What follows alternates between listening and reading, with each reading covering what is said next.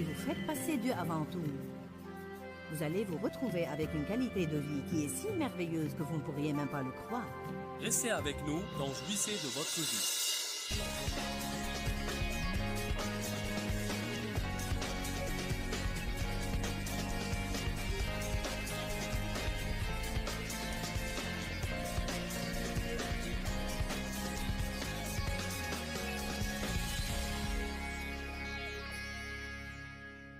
Jésus a dit, « Venez à moi ». Aimez-vous ces mots-là? Moi, j'aime ça. Venez à moi, vous tous qui êtes fatigués et chargés et accablés. Donc, chaque fois que nous sommes vraiment à bout, les choses sont intolérables, nous sommes frustrés et épuisés, nous ne savons que faire, nous sommes stressés, nous devons recourir à Jésus. Ne recourez pas à vos amis. N'essayez pas de trouver une solution. Recourez à Jésus. Je crois que ce qui nous empêche de nous décontracter, c'est l'idée que nous devons nous occuper de nous-mêmes. Je veux que vous le compreniez parce que j'y ai bien pensé. Je ne sais pas ce que vous en pensez, mais parfois je me trouve tendue sans même avoir une raison de l'être. Je dois dire exprès, « Oh, je peux me décontracter. » Beaucoup de fois, c'est l'inquiétude de ce que les gens vont penser de nous, ou que nous devons veiller à faire ce qu'il faut, etc., etc. Apprendre à laisser Dieu s'occuper de nous est un processus.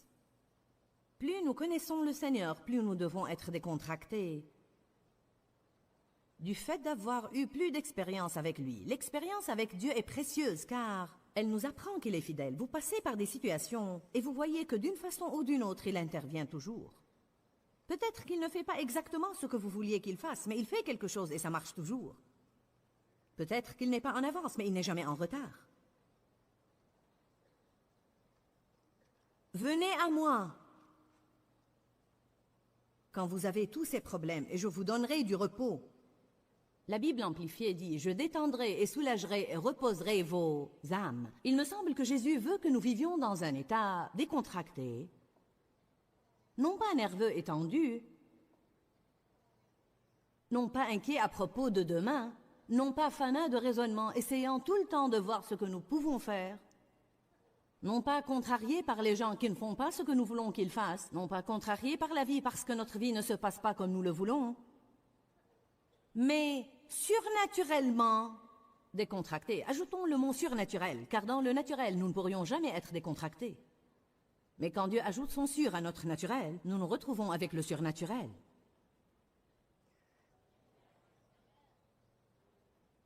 Venez à moi en toutes choses, à propos de toutes choses, pour toutes choses,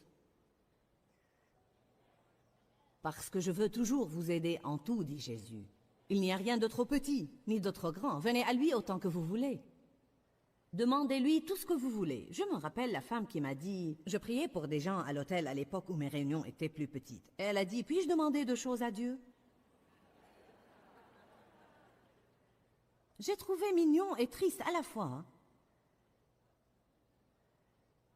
qu'il y ait une personne qui ne connaissait pas Dieu suffisamment pour savoir qu'elle pouvait lui demander tout ce qu'elle voulait, aussi souvent qu'elle le voulait.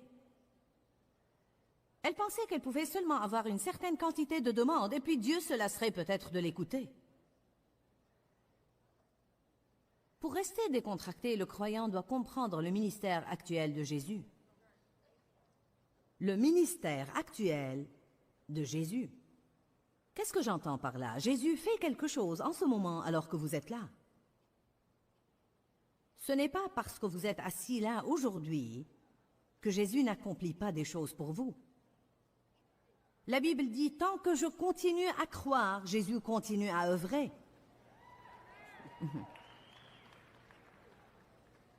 Alors quand vous venez assister à un séminaire comme celui-ci, vous devez dire, Seigneur, j'ai laissé toutes mes situations et mes circonstances derrière moi, et pendant que je suis là à jouir du sermon et de la bonne musique, je déclare ma foi comme quoi tu vas certainement œuvrer sur ma situation Et même quand je sors, les choses vont être différentes de ce qu'elles étaient quand je suis entrée. Nous devons déclarer notre foi par des mots pleins de foi et par de courtes prières, car les prières ne doivent pas forcément être longues et éloquentes.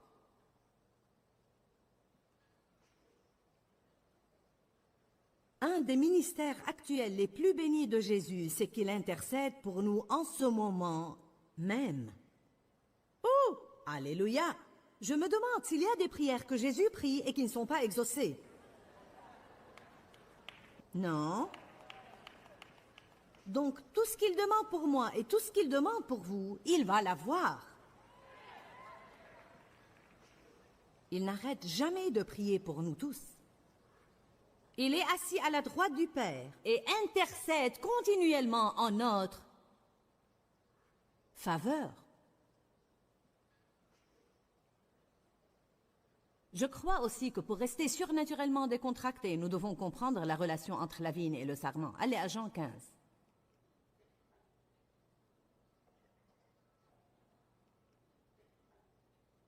Jean 15, verset 1. Il dit, « Je suis la vigne, mon Père est le vigneron. Tout sarment en moi qui ne porte pas de fruits, il l'enlève. Il purifie et taille à plusieurs reprises tout sarment qui continue à porter du fruit, afin qu'il porte davantage de fruits. » Alors j'ai réalisé depuis longtemps que nous sommes taillés si nous faisons et taillés si nous ne faisons pas. Donc la taille est une réalité de la vie. Si je ne porte pas de fruits, je suis taillé. Et si je porte du fruit, je suis taillé.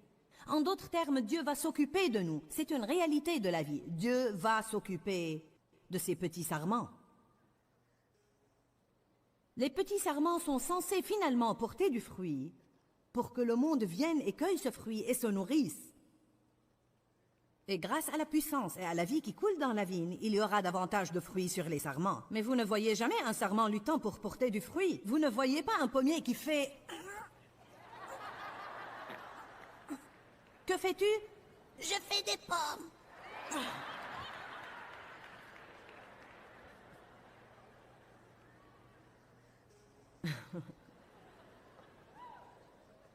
Nous faisons beaucoup d'efforts pour être bons.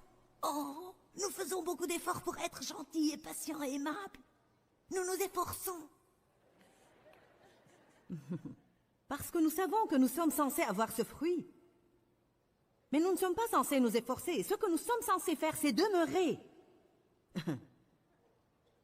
Demeurer attachés à la vigne. Jésus injecte cette vie en nous.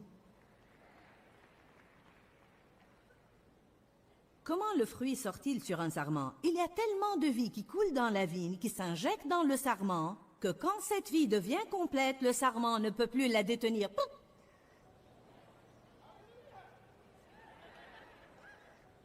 Donc tout ce dont j'ai besoin est davantage de Jésus. Davantage de sève injectée par la vigne dans ce petit sarment, et le fruit va sortir. Vous savez quoi? Le temps de quitter ce week-end, vous auriez cueilli tous mes fruits.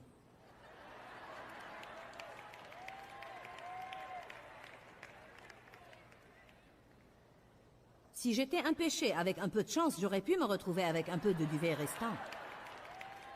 Vous auriez cueilli le tout dernier fruit que j'ai. Que faire alors? Car lorsque je rentre à la maison, je dois avoir encore du fruit pour ceux qui sont là-bas. La première chose que je vais faire, c'est venir à Jésus. Je vais commencer à me revigorer et à me revitaliser, même dans l'avion qui va me ramener chez moi. Comment je fais ça? En me décontractant et disant merci Seigneur, car tu me fortifies. Merci, car tu me ravitailles. J'ai besoin de toi, Jésus. Je ne peux rien faire sans toi. Dave et moi, nous allons nous lever demain matin. Et nous allons passer probablement 2 ou 3 heures avec le Seigneur, à prier, à lire, à regarder par la fenêtre, à nous reposer, à demeurer, à nous fier. Combien de vous comprennent ce que je dis?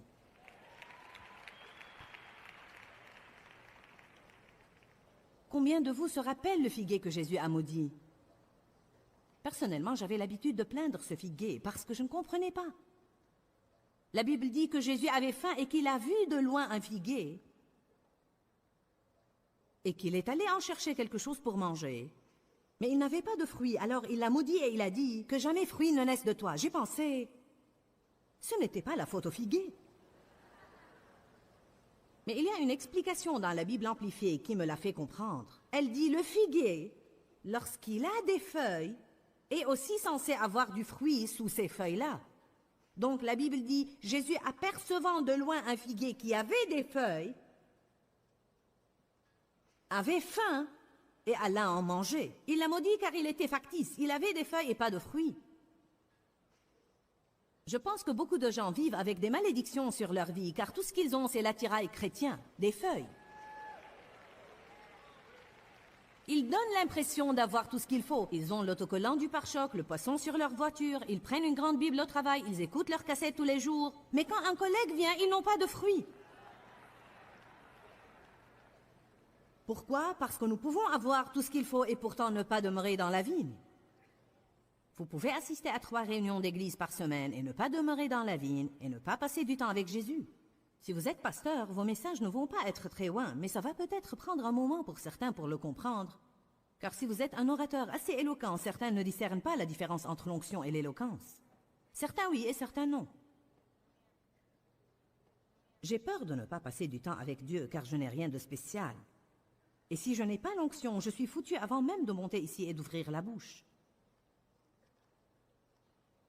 Jean 15, verset 4. « Demeurez en moi et je demeurerai en vous. Vivez en moi et je vivrai en vous. Comme le sarment ne peut de lui-même porter du fruit s'il ne demeure attaché à la vigne, ainsi vous ne le pouvez non plus si vous demeurez en moi. »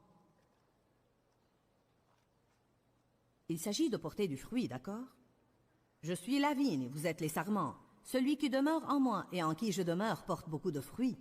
Cependant, sans moi, coupé de l'union vitale avec moi, vous ne pouvez rien faire. Puis-je avoir ma plante? Nous devons avoir des exemples. Merci. Bon, maintenant, évidemment, c'est une plante artificielle, mais nous allons prétendre qu'elle est réelle. Maintenant, ça, c'est la vigne. Voyez? Toute la vie, pour tous ces sarments, viendrait de la vigne si cette plante était vivante. Et la vie qui monte dans cette vigne viendrait des racines. C'est pour cela que la Bible dit que nous devons être enracinés en lui et que nous devons avoir les racines de notre être en lui. Nous savons tous que si c'était une plante vivante, si je coupais ça comme je l'ai fait, ça aurait toujours une vie parce que ce sarment est plein de vie. Mais si je le laisse ici pendant 2 jours et je reviens, vous savez de quoi il va avoir l'air? Il aura l'air pathétique. Donc il est très important que nous demeurions. Cela veut dire habiter, rester. Cela veut vraiment dire passer régulièrement un temps avec. Dans le monde où nous vivons aujourd'hui, un petit peu de temps avec Dieu ne suffit pas. Dieu doit être le numéro 1, le premier. Premier dans vos pensées, premier dans votre conversation, premier dans votre temps, premier dans vos finances.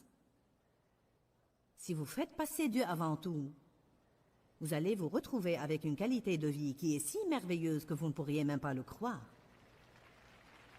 Je peux vous le promettre. Une garantie à toute épreuve. Je l'ai vu marcher non seulement dans ma vie, mais dans beaucoup d'autres vies. Faites passer Dieu avant tout. Il ne s'agit pas seulement d'aller à l'église. Il ne s'agit pas seulement de tout l'attirail qui est représenté peut-être par les feuilles. N'oubliez pas qu'Adam et Ève, quand ils ont eu des ennuis, la première chose qu'ils ont faite, c'était de se couvrir de feuilles aussi. Dieu leur a même dit que cela n'était pas suffisant. Les feuilles vont mourir. Je veux que vous alliez à Romains, chapitre 11. Nous reviendrons à cette plante dans un instant. Romains 11, 17. Paul essaye d'expliquer une chose aux croyants. Car Paul traitait avec les païens et les juifs. Il était évidemment difficile pour certains du peuple juif de faire la transition à une toute nouvelle façon de penser et d'être. Ils dépendaient de la loi et maintenant Paul essayait de leur apprendre un système de grâce. Leur relation avec Dieu se concentrait auparavant sur ce qu'ils faisaient, observer la loi, faire ce qui est juste, faire des sacrifices pour compenser leurs erreurs. Paul essayait de leur apprendre une toute nouvelle chose, et que, sous la nouvelle alliance, c'est une relation où il ne s'agit pas de ce qu'ils essayent de donner à Dieu, mais de recevoir de Dieu sa grâce et sa faveur comme don gratuit. Donc il se sert de l'exemple de la vigne et des sarments. Romains 11, 17 dit « Mais si quelques-unes des branches ont été coupées, tandis que toi, un olivier sauvage, il s'adresse aux païens et il dit « Certains Israélites n'ont pas cru qu'il y avait de la place pour vous. » En fait, la Bible dit même que Dieu a coupé certains d'eux pour leur incrédulité, pour faire de la place aux païens jusqu'à l'accomplissement de leur temps. Et ensuite, une autre opportunité va se présenter, mais il nous appelle olivier sauvage. Qu'entend-il par là? Quelqu'un de sauvage allant dans le mauvais sens, faisant la mauvaise chose. Dieu dit prenez cette route et vous prenez cette autre route. Si quelques-unes des branches ont été coupées, tandis que toi, un olivier sauvage, tu as été greffé parmi elles. Greffé est un terme intéressant car ce qui arrive, c'est que si vous avez une vigne vivante et un sarment qui est presque mort, comme celui-ci, s'il restait là 2 ou 3 jours, ou même s'il ne faisait pas partie de cette plante, s'il venait d'une autre plante, et je venais à le prendre avant qu'il ne soit complètement mort, je pourrais ouvrir cette vigne, je pourrais faire une entaille dans la vigne, et je pourrais greffer celui-ci, et puis attacher le tout, et la vie, celui-ci n'a rien à offrir parce qu'il est déjà presque mort. Mais comme il demeure dans la vigne, alors la vie qui est dans la vigne va ranimer ce sarment presque mort,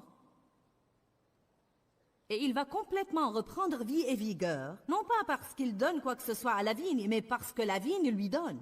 Il est trop malade, il est trop pathétique pour donner quoi que ce soit. Ce qu'il peut faire, c'est demeurer là et recevoir.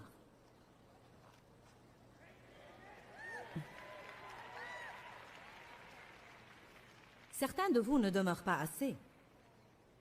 Vous ne demeurez pas assez. Vous demandez à Dieu trop de fois par jour, « Que veux-tu que je fasse, Dieu? Que veux-tu que je fasse? Que puis-je faire? Je fais tout ce que je sais faire, Dieu. » Il ne s'agit pas de faire. Il s'agit de demeurer. Allez maintenant, faites attention. Mais si quelques-unes des branches ont été coupées, tandis que toi, un olivier sauvage, tu as été greffé parmi elles, pour partager la richesse de la racine et de la sève de l'olivier. Pourquoi ont-ils été greffés? Ils ont été greffés pour avoir part à ce que la racine et la vigne avaient, non pas pour donner, mais pour prendre part à ce que la vigne avait. Pourquoi Jésus nous a-t-il amenés à avoir une relation avec lui? Pour prendre part à ce qu'il a, non pas pour qu'on lui donne quoi que ce soit. Il y a une écriture dans la Bible qui dit « De quoi Dieu a-t-il besoin que vous puissiez lui donner et qu'il n'a pas déjà ?» Nous lui donnons nos remerciements et nous lui donnons nos louanges, mais il n'a pas besoin de nos œuvres ni de nos idées lumineuses pour lui indiquer comment gérer notre vie. Avez-vous jamais fait ça? Dieu, as-tu jamais pensé à essayer ça? Oh, j'ai fait ça. Je suggérais à Dieu ce qu'il pourrait faire pour mettre mes enfants au bon endroit, ou une chose par laquelle il pourrait les toucher. Ou bien je lui suggérais quelqu'un à qui il pourrait me présenter pour qu'il me donne une grâce et que mon ministère prospère. Ne savez-vous pas que Dieu trouve drôle de traiter avec nous? Ce dont nous avons besoin, c'est de capituler. Ce dont nous avons besoin, c'est de renoncer et de nous rendre compte que nous n'avons vraiment rien à donner, que nous sommes désespérément sans ressources, et nous devons venir à lui, et nous devons apprendre comment écouter sa parole et recevoir. Il y a des personnes qui supplient Dieu depuis des semaines, ou peut-être même presque toute leur vie, de leur pardonner un péché qu'ils ont commis dans le temps et qu'ils pensent être effroyable, et ils ont répété la même prière à n'en plus finir, et ils n'ont jamais reçu ce don gratuit du pardon qui était à leur disposition tout ce temps. Vous devez recevoir. Ne soyez pas des mendiants. Soyez des croyants, et le mot croire veut dire recevoir. Recevoir. Prenez l'habitude quand vous priez et vous demandez à Dieu de vous pardonner vos péchés, d'ajouter après ça « Je reçois ce pardon en ce moment-là ». Nous devons nous entraîner à apprendre à recevoir et nous devons avoir la mentalité de quelqu'un qui reçoit. Je suis un sarment attaché à une vigne. Tout ce que je peux faire, c'est recevoir la vie de cette vigne et je tiendrai bon. Je reçois, Seigneur, je reçois ta grâce aujourd'hui. Je reçois le salut. Je reçois le Saint-Esprit. La Bible ne dit pas « As-tu pris le salut? As-tu pris le Saint-Esprit? As-tu pris l'exaucement de ta prière ?» Que disons-nous aux gens? J'ai appris que tu es allé à la conférence de Joyce. As-tu pris l'exaucement de ta prière? As-tu pris ta guérison? As-tu pris le salut? As-tu pris le Saint-Esprit? As-tu pris le bonheur? Allez, nous nous servons de ce terme. Prie, prie, prie, prie. Le mot prendre veut dire obtenir par l'effort et la lutte. Oui, Dieu soit loué, j'ai pris mon exaucement.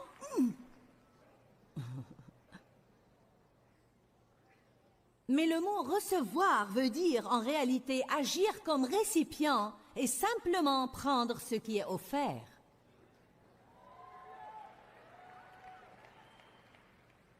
Comment puis-je rester surnaturellement décontracté? En recevant et non pas en prenant, en vivant par la grâce et non pas par les œuvres.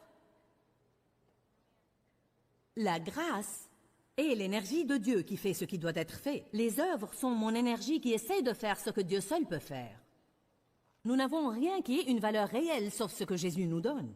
Nous ne valons rien sauf ce qu'il fait de nous. Romains 11, 18 dit « Ne te vante pas devant les autres branches et ne te glorifie pas à leurs dépens. » Oh, regardez quelle jolie branche je suis et tout le fruit que j'ai. Et regardez comment les gens partout me regardent et m'admirent. Il dit « Ne te vante pas d'être branche, la branche ne serait rien sans la vigne. Si tu veux te vanter de quelque chose, vante-toi de la vigne. » Ne te vante pas devant les autres branches et ne te glorifie pas à leurs dépens. Si tu veux te glorifier, rappelle-toi que ce n'est pas toi qui portes la racine, mais que c'est la racine qui te porte. Romain, tu peux reprendre ça. Merci. Maintenant, allez à Romains 11, 36, où nous allons jeter un coup d'œil sur une des écritures les plus merveilleuses dans la parole de Dieu. J'y ai beaucoup pensé. Je l'ai lu à haute voix plusieurs fois ce matin, et c'était si merveilleux que je n'arrivais pas à le croire. D'accord, maintenant faites attention. J'espère aujourd'hui qu'elle vous ferait ce qu'elle m'a fait. Car c'est de lui, par lui et pour lui que sont toutes choses. Car toutes choses proviennent de lui et viennent de lui. Toutes choses vivent à travers lui. Et toutes choses se concentrent et tendent à s'accomplir et à finir en lui. À lui la gloire dans tous les siècles. Mon Dieu! Nous parlons des choses auxquelles nous devons prêter attention dans notre vie. Ce doit être celui qui est notre source. Ce doit être celui de qui toutes choses proviennent, en qui toutes choses finissent, par qui s'accomplissent toutes choses, par qui toutes choses vivent. Ouh! Je vous le dis, je sens la puissance du Saint-Esprit quand je lis cette écriture. Car c'est de lui, et par lui, et pour lui que sont toutes choses. Cela inclut votre chose. Car toutes choses ont commencé avec lui, et toutes choses vont finir avec lui. Toutes choses vivent à travers lui. Je n'ai pas de vie loin de lui. Vous n'avez pas de vie réelle. Oh, vous respirez peut-être, mais vous n'avez pas de vie réelle. Je vais vous dire que rester surnaturellement décontracté me semble vraiment bon. Et je suis sûre qu'il y a beaucoup de vous qui nous regardent et pensent « cela me semble bon aussi ». Il paraît qu'une des choses qui nous semble des plus difficiles à faire en tant que chrétiens, c'est de nous décontracter et de recevoir. De Dieu, nous essayons toujours de mériter. Nous comptons sur nos œuvres et nous nous efforçons de prendre ce que Jésus a déjà réalisé pour nous à la croix. Nous devons comprendre dans nos cœurs que Jésus se tient à la brèche en notre faveur et que tout ce que nous devons faire, c'est de recevoir de lui et de vivre par la grâce et non par les œuvres. Et c'est là que nous pourrons jouir de la vie que Jésus est mort pour nous donner. Dis-leur que je les aime. Dans ce livret, Joyce Meyer donne une révélation de l'amour de Dieu pour nous. Pour obtenir ce livret gratuitement, écrivez-nous à Joyce Meyer, boîte postale 40095-6300, Larnaca, Chypre. Ou bien visitez notre site web www.joycemeyer.org/fr.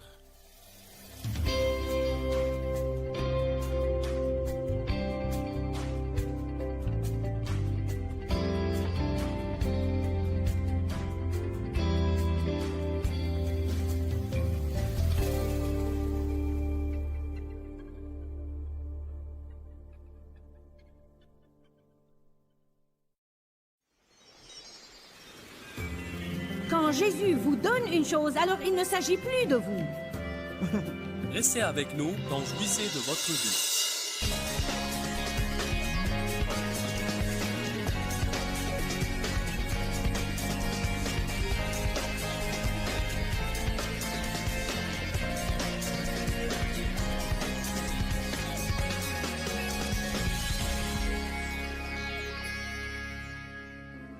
Hébreux 1, versets 2 et 3.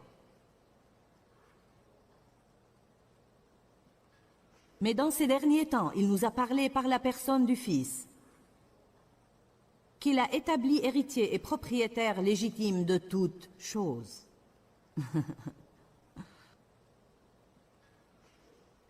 N'oublions pas que nous sommes co-héritiers avec lui.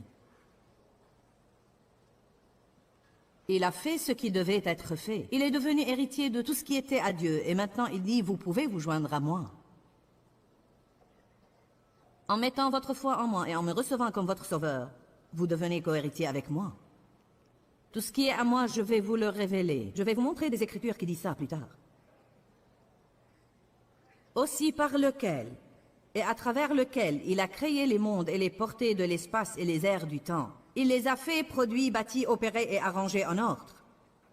Il est l'unique expression de la gloire de Dieu, le reflet, le rayonnement ou l'éclat du divin. Et il est l'empreinte parfaite et l'image exacte de la nature de Dieu. Faites attention. Soutenant et maintenant et guidant et propulsant l'univers par son influente parole de puissance.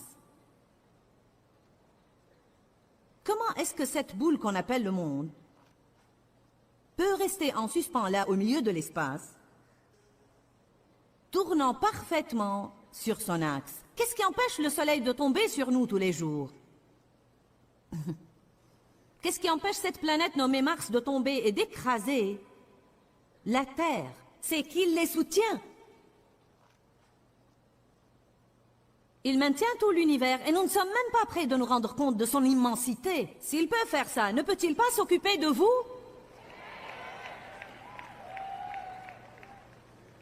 N'est-il pas étonnant qu'il se soucie tellement d'un petit point dans cet univers nommé le monde, qu'il a déjà inscrit tous les jours de nos vies dans un livre? Ah, je me sens aimé et soutenu aujourd'hui. Cela me décontracte. De quoi devons-nous nous soucier alors? Je veux dire que s'il maintient l'univers et fait fonctionner le tout en bon ordre, dois-je vraiment avoir peur et m'inquiéter de ce qui va m'arriver?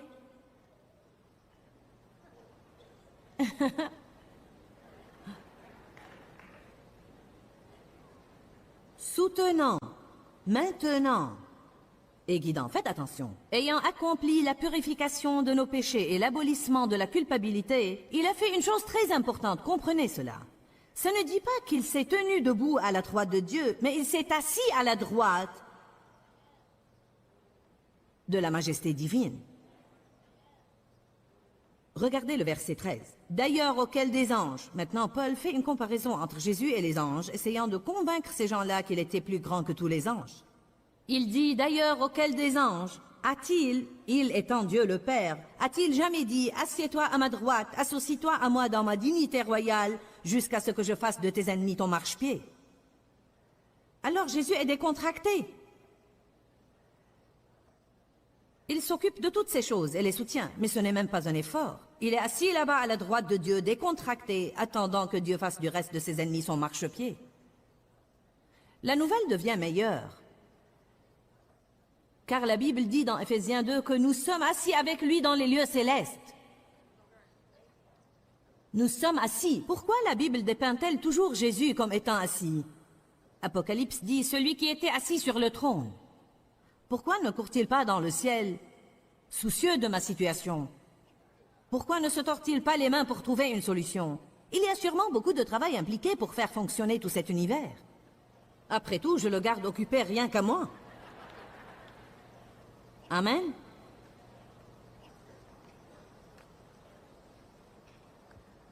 Le souverain sacrificateur sous le système de l'ancienne alliance entrait dans le lieu très saint une fois par an. Il pouvait entrer seulement une fois par an, derrière ce rideau.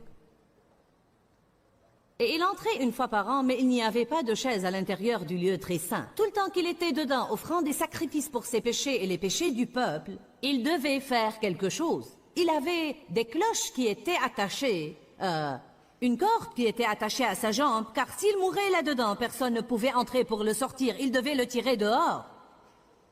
Il lui attachait une corde quand il entrait pour qu'au cas où il faisait une erreur et était tué par Dieu, il puisse le tirer dehors. Nous n'avons pas eu de ces nouvelles pour un moment. Je n'aimerais pas vivre sous un système comme ça qui était aussi dur. Jésus est notre souverain sacrificateur. Il y a une telle corrélation là et un tel message. Nous n'allons pas en parler. Mais cette chose à propos d'être assis est importante car elle fait allusion à entrer le repos de Dieu. Elle fait allusion à rester tranquille et décontracté.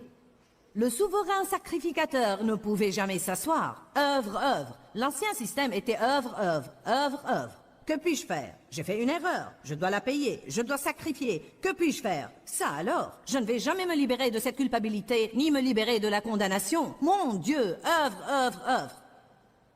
Je serai contente l'année prochaine quand le souverain sacrificateur offrira des sacrifices afin de me libérer pour 2 secondes, puis je commencerai à entasser une nouvelle pile. Je ne voudrais pas de ce système.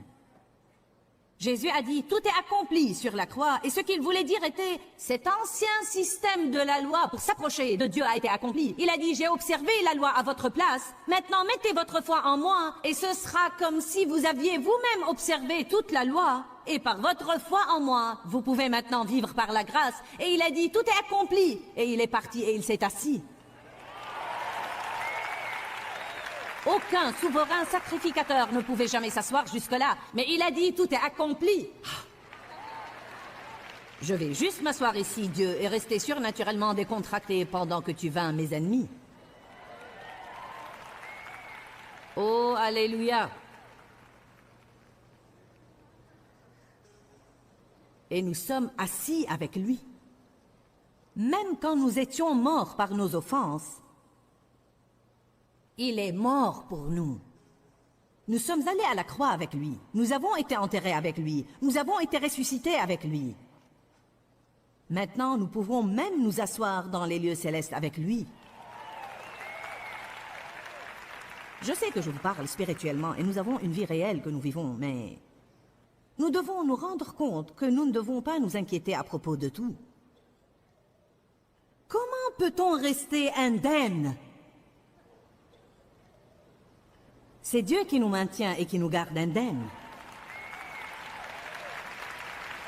C'est Dieu qui nous garde indemnes. Il nous garde de craquer. Qui est-ce qui garde tout ce monde d'être anéanti? Il le tient en main. Il le maintient. Il le soutient. Alléluia. La force protectrice de Dieu. Une dame qui travaille pour moi n'a pas un grand témoignage. Elle a grandi dans l'église et a toujours aimé Dieu.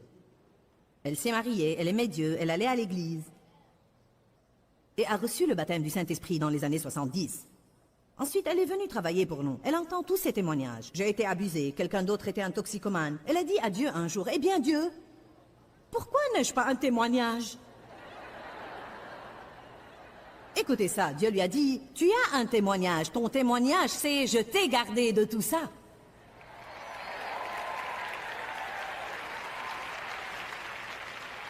Amen. La force protectrice de Dieu. Il est notre gardien. Je garderai tes allées et tes venues. Je te garderai du péché. Je te garderai du mal. Le psaume 91 dit qu'il chargera ses anges de nous et qu'ils nous protégeront et nous défendront. Cette même dame était assise dans un bateau. Un jour, lisant, son mari pêchait. Une vague a frappé le bateau. Elle était sur une chaise longue et cette chaise s'est retournée et elle s'est cognée la tête contre le flanc du bateau en même temps qu'elle lisait le psaume 91. Elle a dit au Seigneur, je ne comprends pas. La Bible dit que tu me protégerais. Et je me suis cogné la tête. Et Dieu lui a dit, tu n'es pas morte, n'est-ce pas? Bon, alors il y a des choses qui arrivent dans notre vie et que nous n'aimons pas. Mais nous ne savons même pas de quoi Dieu nous a gardés et que Satan avait planifié.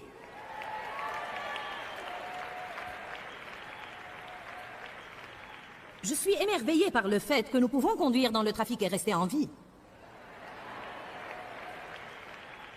Nous devons remercier Dieu pour sa force protectrice, car il nous maintient et nous garde indemnes. Je ne sais pas comment j'ai fait ce que j'ai fait pendant ces 27 années. Je regarde mes calendriers et je vois combien j'ai travaillé et que j'aurais dû être morte depuis longtemps ou bien folle, une des deux. Je regarde en arrière et je lis certains de mes journaux de prière et certaines des choses que j'ai connues avec les gens. Et je pense, comment ai-je pu faire ça? Eh bien, il m'a gardé, il m'a soutenu, il m'a fortifié, il m'a protégé. Je me souciais d'un tas de choses dont je n'aurais pas dû me soucier dans ma vie. Ne vous étonnez-vous pas quand vous jetez un coup d'œil sur certaines choses à propos desquelles vous vous êtes souciés, mais elles se sont bien terminées?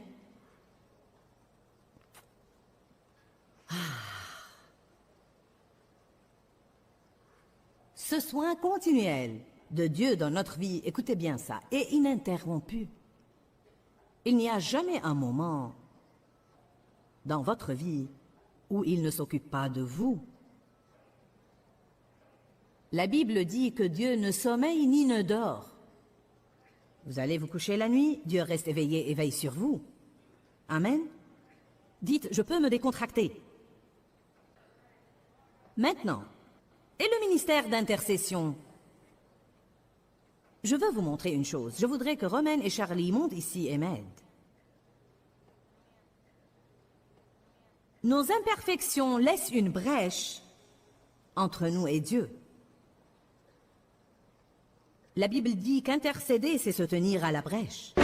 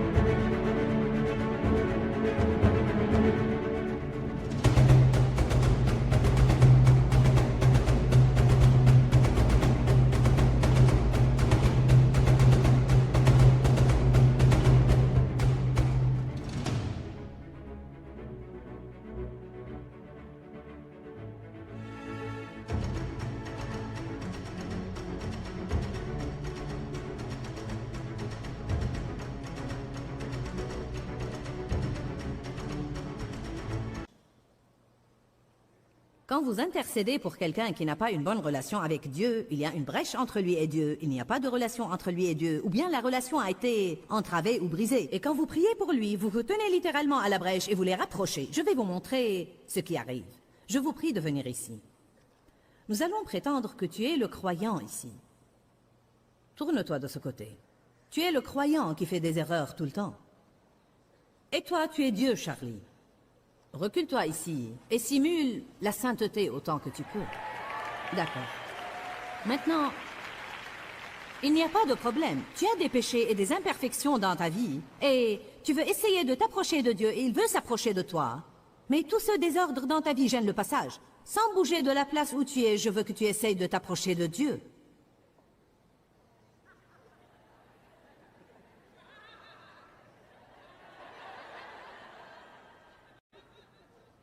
Alors que fait Jésus? Il se tient à la brèche comme intercesseur et il intercède continuellement. Donc, à travers Christ, en lui, je suis continuellement admise auprès de Dieu. Et devinez quoi? Le temps que toutes les imperfections du croyant passent par moi et arrivent à lui, la Bible dit, il nous considère comme justes Parce que nous avons été lavés par le sang de Jésus. Alléluia! Quelqu'un se tient à la brèche pour moi tout le temps. Amen. Vous pouvez descendre, merci. Hébreux 7, 25. 3 écritures que je veux qu'on lise. Elles sont toutes vraiment importantes. Par conséquent, il peut sauver d'une manière définitive, complètement, parfaitement, finalement, pour tous les temps et éternellement, ceux qui s'approchent de Dieu par lui, étant toujours vivants pour faire une pétition à Dieu et pour intercéder avec lui et intervenir en leur faveur. Romains 8, 34. Vous prenez une leçon de Bible et demie aujourd'hui.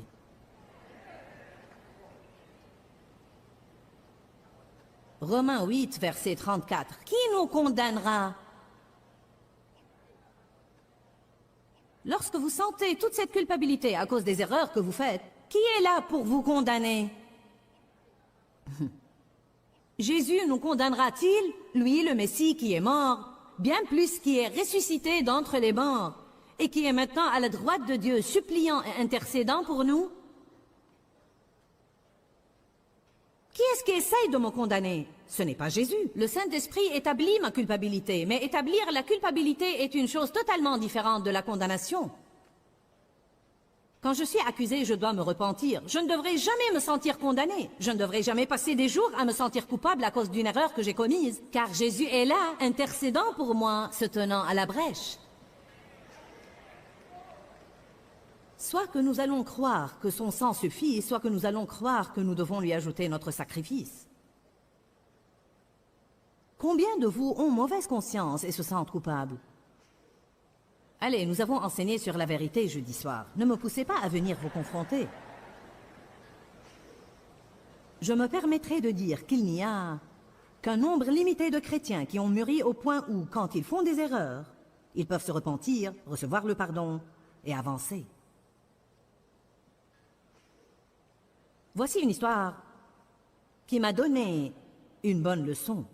Je me sentais si coupable et je pense que ça venait de toutes les années où l'on abusait de moi et que je savais ce qui se passait dans ma vie, ce que mon père me faisait et que je devais toujours le cacher à ma mère et aux gens et j'avais mauvaise conscience à cause de ça. Et bien sûr, le diable me faisait penser qu'il y avait quelque chose qui n'allait pas en moi, sinon mon père n'aurait pas voulu me faire cela. Alors j'ai grandi avec ce fardeau de culpabilité, de honte et de reproche comme si tout était de ma faute. Même après ma conversion, c'était comme une drogue dans ma vie. Vous savez, se sentir toujours coupable et avoir mauvaise conscience peuvent littéralement devenir comme une drogue. C'est comme lorsque vous avez mauvaise conscience pour si longtemps que vous sentez que ce n'est même pas juste de vous sentir bien dans votre peau. C'est comme ce n'est pas bien. Dieu n'accepterait pas que je me sente bien dans ma peau. Comment pourrais-je me sentir bien dans ma peau avec toutes les choses que j'ai faites? Mais voyez, Jésus a acheté votre justice. Il vous l'a donné en cadeau. Où est la logique si Gilles n'avait que des chiffons pour s'habiller, et moi j'ouvre mon armoire et je lui donne 5 ou 6 de mes meilleures tenues, et puis elle vient ici tout le temps portant ses chiffons? Je ne suis pas suffisamment bien pour les porter. Je suis contente de les avoir, mais je vais continuer à porter ces chiffons car j'ai peur de porter ces jolis habits. Je me sentirai insultée. Quand Jésus vous donne une chose, alors il ne s'agit plus de vous. Par la foi, vous devez revêtir sa justice. Vous devez vous parer de la justice. La Bible dit, revêtez la cuirasse de la justice et mettez vos chaussures de paix. Ils nous sont offerts par Dieu et nous sommes supposés les mettre.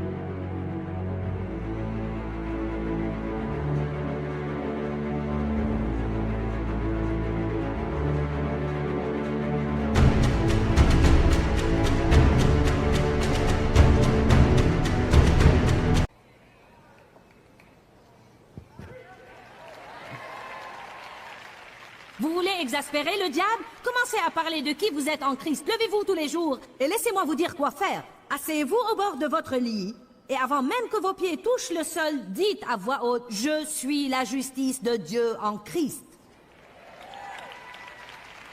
Oh, l'enfer tremble et branle. Vous exaspérez le diable. Tous les esprits fanatiques autour de vous se mettent en colère. Dites, je suis la justice de Dieu en Christ, consacré et rendu saint par le sang de l'agneau.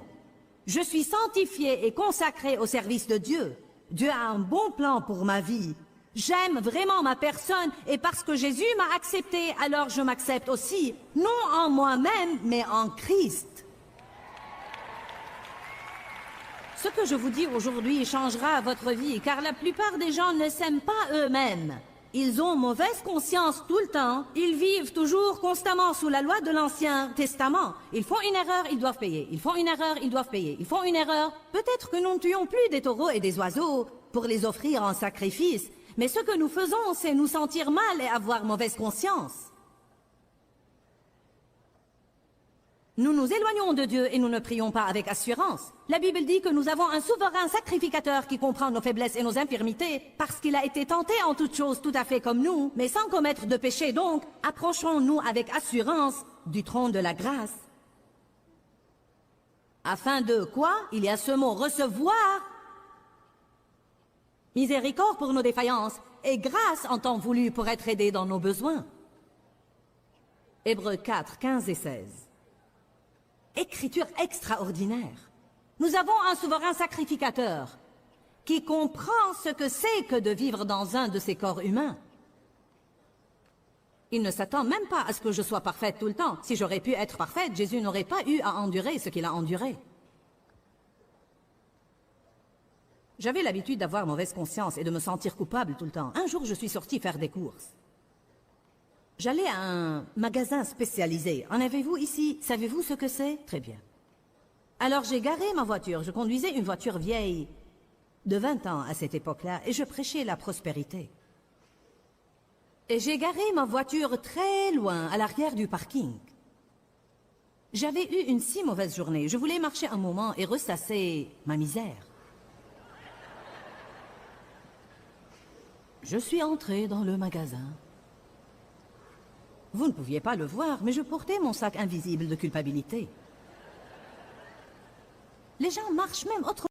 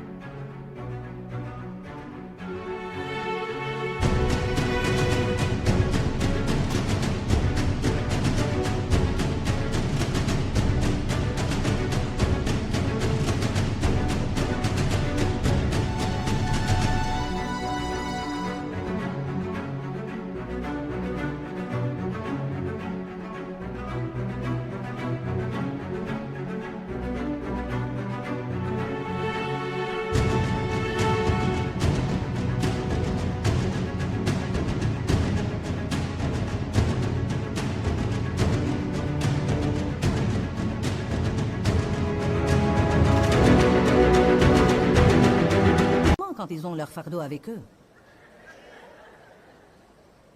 Ils sont plutôt...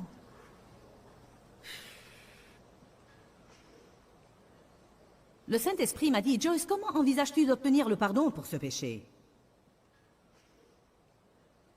Je connaissais la bonne réponse, mais je ne l'appliquais pas à ma vie. Si seulement nous faisions ce que nous disions aux autres de faire, nous en serions bien mieux. J'ai dit, je vais juste recevoir le sacrifice que Jésus a fait quand il est mort pour moi au calvaire. Écoutez ce que le Saint-Esprit m'a dit. Quand as-tu l'intention de le faire? Quand, tu sais, demain, la semaine prochaine, quand vas-tu le faire? J'ai pensé, oh, probablement dans quelques jours. C'était une véritable révélation pour moi, car j'ai réalisé à ce moment-là que je ne me sentirais pas bien dans ma peau, que je ne me permettrai pas de me sentir bien dans ma peau, je ne me permettrai pas la joie, je ne me permettrai pas la paix avant de sentir comme si j'avais payé. Avec quoi nous payons plus que toute autre chose? Notre joie et paix. Notre bon statut avec Dieu est notre joie et paix. Nous y renonçons, pensant payer ainsi pour nos péchés. C'est comme une gifle donnée à Jésus parce qu'il dit « Soit mon sang suffit, soit il ne suffit pas, je n'ai pas besoin de ton aide. »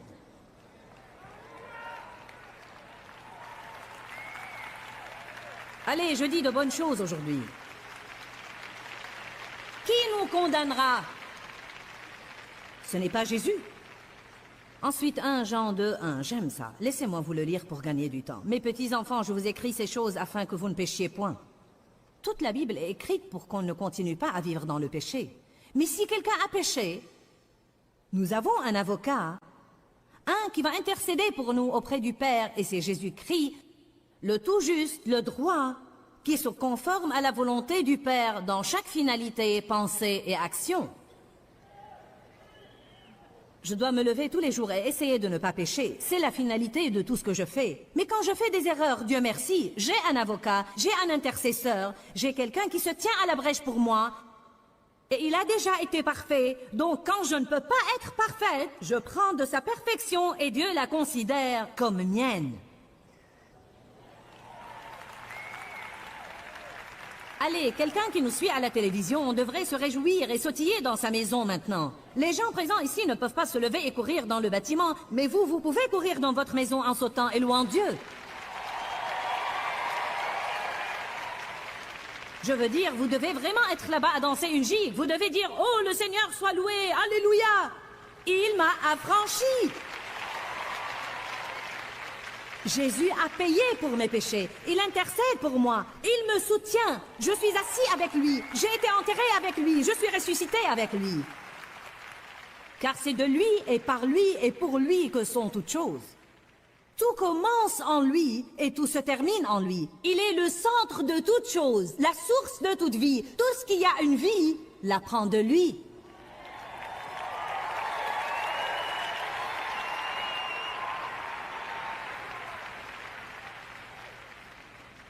Et devinez quoi? Êtes-vous prêts pour ça? Il est mien et il est vôtre. Même la Bible dit dans l'Ancien Testament, « Et ce Dieu est notre Dieu. » Ouh! Pas simplement un Dieu, mon Dieu. Je vais vous dire que rester surnaturellement décontracté me semble vraiment bon.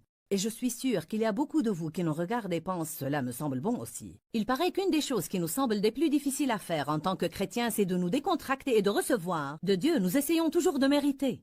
Nous comptons sur nos œuvres et nous nous efforçons de prendre ce que Jésus a déjà réalisé pour nous à la croix. Nous devons comprendre dans nos cœurs que Jésus se tient à la brèche en notre faveur et que tout ce que nous devons faire, c'est de recevoir de lui et de vivre par la grâce et non par les œuvres. Et c'est là que nous pourrons jouir de la vie que Jésus est mort pour nous donner. Dis-leur que je les aime. Dans ce livret, Joyce Meyer donne une révélation de l'amour de Dieu pour nous. Pour obtenir ce livret gratuitement, écrivez-nous à Joyce Meyer, boîte postale 40095-6300 Larnaca, Chypre. Ou bien visitez notre site web www.joycemeyer.org/fr.